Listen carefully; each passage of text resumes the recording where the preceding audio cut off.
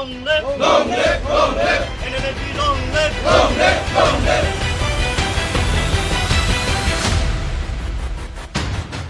साफ्रोमबो निउस नायगिरि बर' रायजो राजानिसिम आंनि गोसो गोरबोनिफ्राय हामग्लायनाय बावहरबाय।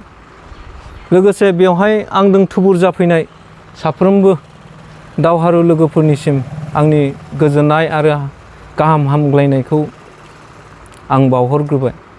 दा खोथाया नोंथांनि जि सोंनाय बे सोंनायनि फिनखौ आंनिफ्राय क्लियारिफिकेसनखौ आं होनो थाखाय आं राजि आरो आं जेब्लायबो थियारि दं।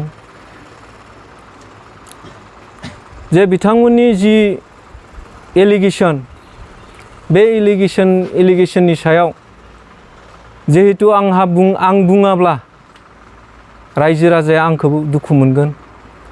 मानोथो होनोब्ला रायजो राजाया मोनसे आसा आरो मिजिं सिमां लानानै जोंनि सायावबो माखासे बाथ्राखौ सोनारनानै थायो। बेनि बिथिङावनो दिनै आं बेखिनि नोंथांमोननि सोंनायनि क्लियारिफिकेसनखौ आं होनांथारगोन। बिथांमोन बुंनाय बायदि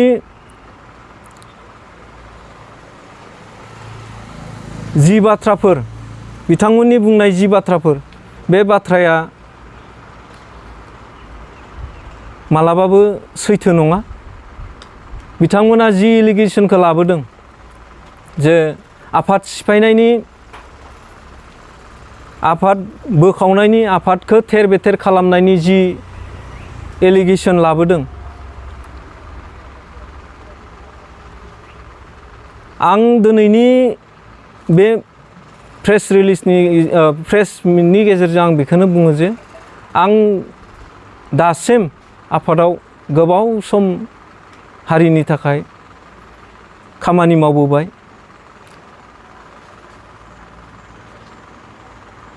हारिनि बे गोलाव सम खामानि मावबोनायाव आंनि साननाय हनायाबो जे एसेबां फिसा जागोन, आंनि सिन्था धारनायाबो जे एसेबां फिसा जागोन, फिसाहै खामानि मावगोन, नोंथांमोननिफ्राय आंखौ सानो नामा जे बे लामासिम दैदेनलांगोन होननानै बिथांमोना सानो नामा? आंनिफ्राय आं मालाबाबो आफादखौ थेर बेथेर खालामनो हानाय आंहा जेबो अधिकार गैया। आं जाथिनि खामानि जाथिनि थाखाय मावदों, हारिनि थाखाय मावदों। अकल NLD आफादाव आं हारसिंल' आफादनि सोद्रोमा नङा। जोंजों लोगोसे गोबां लिडार्स केडार्स थायो, दैदेनगिरिफोर थायो। बिथांमोना एलिगेसन लाबोयैनि सिगां जोंखौ बिजिरनांगौनि प्रयजन दंमोन, जोंजों सावरायनांगौनि प्रयजन दंमोन।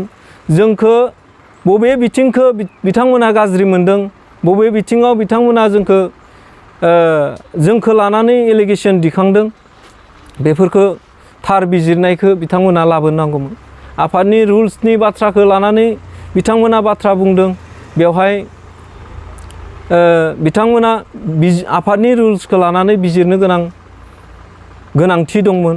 आं बेखौ सानो। आं मालाबाबो NLD आफादखौ सिफायनांगौ, NLD आफादखौ फोजोबनांगौ, NLD आफादखौ धंस' खालामनांगौ आं बे बेलायाव मालाबाबो सिन्था खालामाखै आरो मालाबाबो बेफोरबायदि रावखौ जों सावरायाखै। सावरायदोंब्ला जोङो सरकारजों बोरै लामा हमनांगौ, सरकारजों बोरै रायलायनांगौ, बिनि माखासे स्ट्रेटेजि पलिसिखौ आं बिथांमोनखौ बुङोमोन। जों जुदि स्ट्रेटेजि पलिसि गैयाब्ला, जोंहा जुदि मोजां थि सिन्था सरसा गैयाब्ला जों आफाद हिसाबै बबे लामासिम जों हान्थिलांनो हागोन, आं बेसेबांखिनि बाथ्राखौ लाना बिथांमोनजों सावरायोमोन, बुङोमोन। जों जेब्लायबो सरकारजों सावरायनो गोनाङाव सरकारजों सावरायनो थाखाय जोङो रेडि जानानै थानांगोन। जोंनि मेन्टेलि फिजिकेलि जों स्ट्रं जानानै जोङो सरकारजों मोजां मोनसे सावरायनायखौ खारथाय होनांगोन। बे बाथ्राखौ आं जेब्लायबो बिथांमोनखौ बुङोमोन। नाथाय बिथांमोननिफ्राय गोबां हेंथा, गोबां एलिगेसन, बेफोरबायदि एलिगेसना जोंनि गेजेराव जानाङामोन। जिहेथु जों मोनसे सिमां लानानैसो फैदों, मोनसे मिजिं लानानैसो फैदों जेब्ला जों हाग्रानिफ्राय ओंखारबोदोंमोन बे समावबो जों मोनसे मिजिं लानानैसो जों फैदोंमोन। गतिके जि एलिगेसनफोरखौ बिथाङा होदों, बिथांमोननि गोसोनि साननाया जुदि एफा लेथ्रा, एफा सर्ट माइन्डेडजों बाथ्रा बुङो, आं बेवहाय दुखु मोनदों। आरो मोजां मोनसे हारिनि सिन्था सरसाखौ लाना खामानि मावदोंब्ला बेसांखिनि एलिगेसनफोरखौ जों लाबोबाय थायाब्ला मोजां जायो, आं बेखौ सानदों। मानो होनब्ला जों दिनैनि बे दिनाव मैया जि प्रेस रिलिजखौ होबाय, बे प्रेस रिलिजनिफ्राय नोंथांमोना नुनो मोनदों। आं जुदि आंनि सिन्था धारनाया गाज्रिमोनब्ला आंदों बेसांखिनि सेंग्राफोरा रावबो फैनाय नङामोन। आंनि सिन्था धारनाया जुदि आफादखौ धंस' खालामनायनि लामाजोंमोनब्ला बेसांखिनि सेंग्राफोरा आंजों बेवहाय जथुमनाय नङामोन। गतिके आं बेबायदि सिन्था सरसाजों मालाबाबो खामानि मावाखै।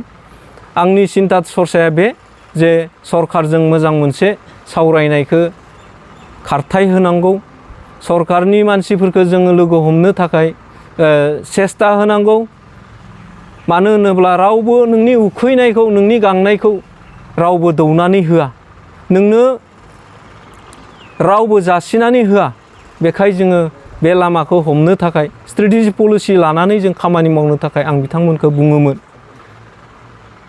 दा बेसांखिनि बाथ्रायाव जुदि बिथांमोननि साननाय हनाया जुदि थौले सानदोंब्ला बे बिथांमोननि खोथा, आं बेवहाय बुंनांगौ गैया। एलिगेसननि सायाव बिथांमोना जिफोर बाथ्राफोरखौ बुंदों, रन्जन दैमारि सारनि बाथ्रा लानानै आरो गुबुन बिथिङाव, जे रन्जन दैमारि सारनि बेलायाव आं बुङो जे सरकारजों सावरायाब्ला मालाबाबो बिथांनि बाथ्राखौबो जोंजोंल' रायलायनानै जों समाधान, जों बिथांखौ गगोन, जों बेखौ मालाबाबो साननो हाया। गतिके जों सरकारजों सावरायथारनांगोन, सरकारनि मानसिखौ जों लोगो हमनांगोन। जों बे थांखियैनो जोङो सिन्था मोनसे लादोंमोन जे रन्जन दैमारि सारनियानो जा जों बिटिआर सिमा बारायनायनि खोथायानो जा, जों सरकारजों सावरायाब्ला जों मालाबाबो समस्याखौ समाधान खालामनो हाया।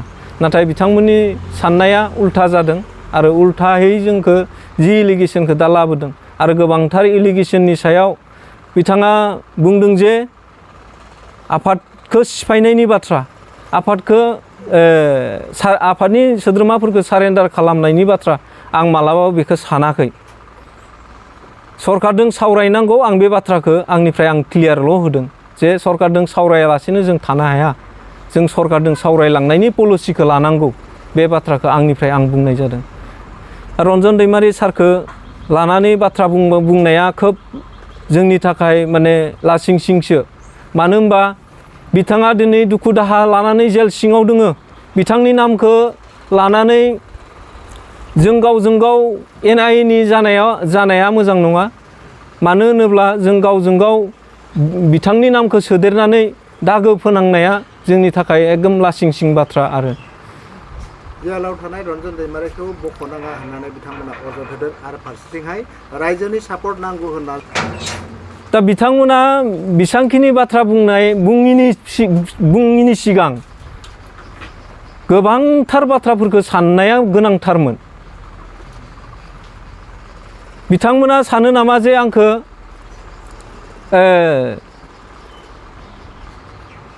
रन्जन दैमारि सारनि बाथ्रा लानानै निउसफ्राव जुदि बेखिनि बाथ्राखौ बुङोब्ला रायजो राजानि खैसाराव गोलैगोन। खिन्थु रन्जन दैमारि सारनि बाथ्राखौ लानानै बेसांखिनि एलिगेसन होयोब्ला, आंनि सायाव एलिगेसन होयोबा बिथाङा आइसोलेटेड जालांगोन, बे बाथ्राखौ सानदों नामा? जे आं बेखौ क्लियार होयो जे रन्जन दैमारिया दिनैसिम जेल सिङाव दङ दुखु दाहा सहायनानै। जे बिथांनि दुखुखौ रन्जन दैमारि सारासो मिथिगौ। आरो आं बेसांखिनि बुंनो हानाय आंनो सोर अधिकार होनो?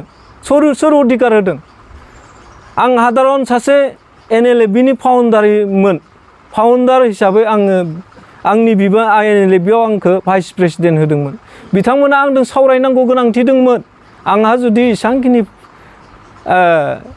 आफादनि गोरोन्थि मावदोंब्ला आङो जुदि आफादनि इलिगेल मावदोंमोनब्ला आं आफादनि गाज्रि खामानि मावदोंब्ला आफादजों एरख' जालायनाय जुदि खामानि मावदोंमोनब्ला बिथांमोना स्रोद काउन्सिल मिटिं जानानै बाखि आधा अंशखौ बाद होनानै आधा अंश काउन्सिलनि मानसिखौ लाफानानै बेबायदि जुदि काउन्सिल मिट खालामदोंमोनब्ला रिजलिउसन पास खालामदोंमोनब्ला आंखौबो लानानै सावरायनो हायोमोन जे आंबो सासे NLFनि भाइस प्रेसिडेन्ट हिसाबै आंखौबो लानानै सावरायनाया अत्यन्त प्रयोजनमोन आं गाज्रिब्ला आंनि सायाव जुदि एसां एलिगेसन जुदि रायजो राजानिफ्राय मोनदोंब्ला बा सेंग्राफोरनिफ्राय मोनदोंमोनब्ला आंखौ लाना सावरायनांगौ प्रयोजन दंमोन आं बेखौ सानदोंमोन मानो होनोब्ला बिसोरो जेबो क्लियारिफिकेसनखौ आंनिफ्राय लायासै आंनिफ्राय जेबो आंनिसिम जेबो नटिस हरासै बिथांमोना मैया बुंदों जे जों 15 डेजनि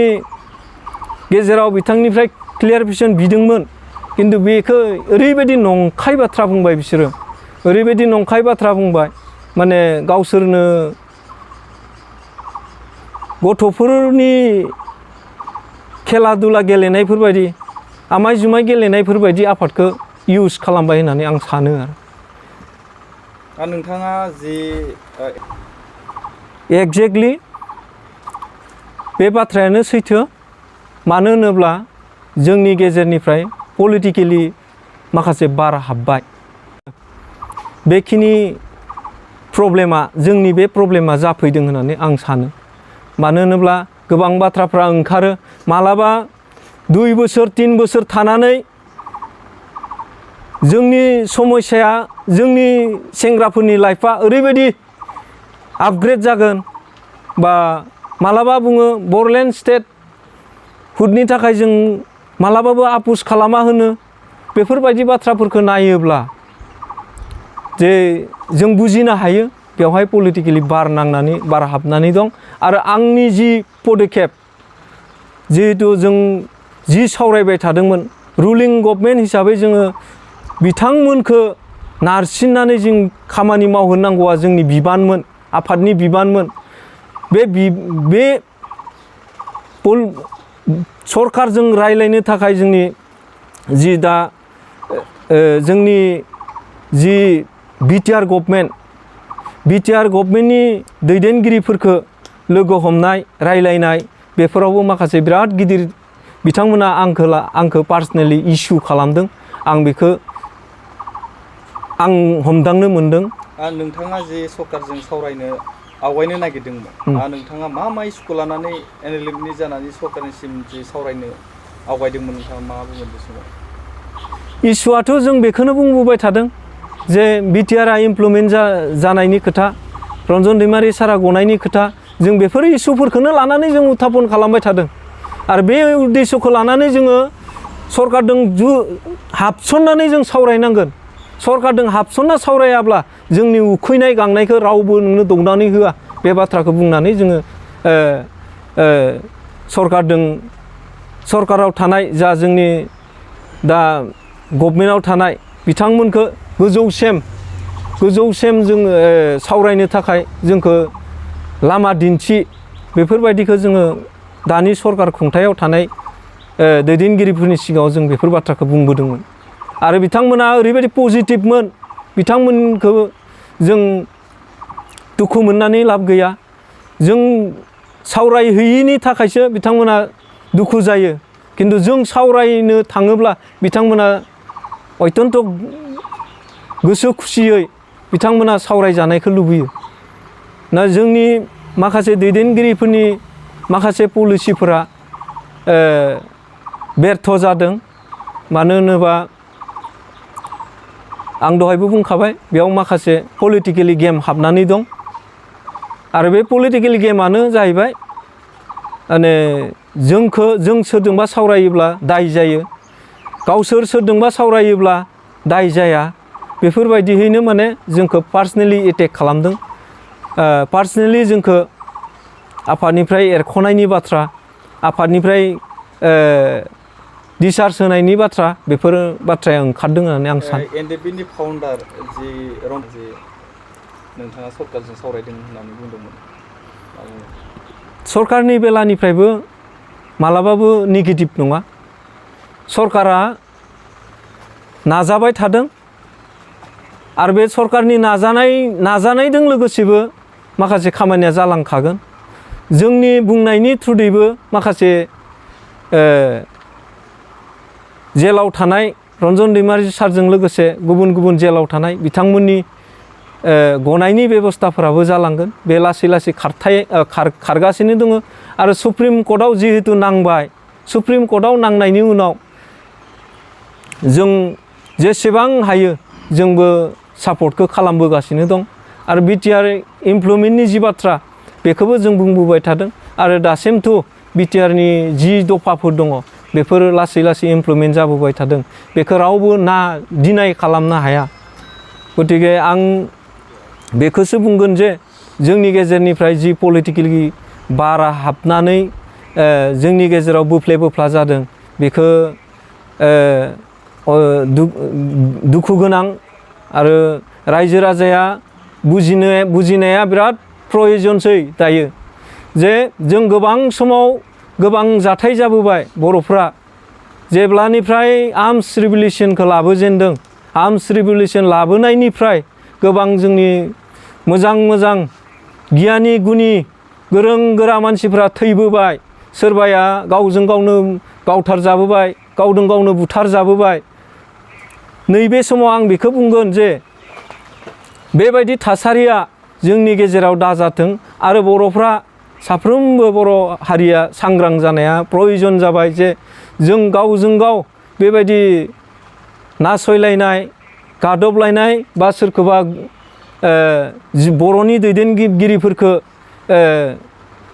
फोजोबस्रांनाय, बिनि बेलायाव जोङो सांग्रां जाना थानाया मोजां। मानो होनोब्ला जोंनि एनएलएफबिनि माखासे दैदेनगिरिफोरनि खुगानिफ्राय ओरैबायदि लेथ्रा आखल आखु गियानफ्रा दङ, बेफोरखौ नोजोर होनांगौआ अत्यन्त प्रयजन बर' रायजो राजाफोरनिफ्राय। आं बेखिनिखौनो नोंथांमोननि सिगाङाव बुङो जे हामबाय होनदों। आं गोलाव बुंनो सानाखै। जों गावजों गाव नासयलायनाय, थैलायनाय बेखौ मालाबाबो लुबैया। मैया बिथांमोना जोंनि सेंग्राफोरखौ थ्रेटिनिं हरदों, गावहैजोबगोन, गावथारहैगोन होननानै। जों खिन्थु बेफोरबायदिबा जों हजम खालामनानै थानो हानाय नङा। रायजो राजा दोङो, रायजो राजाखौ मोजां बिजिरनो थाखाय जोङो बेखिनिखौ जों खावलायो।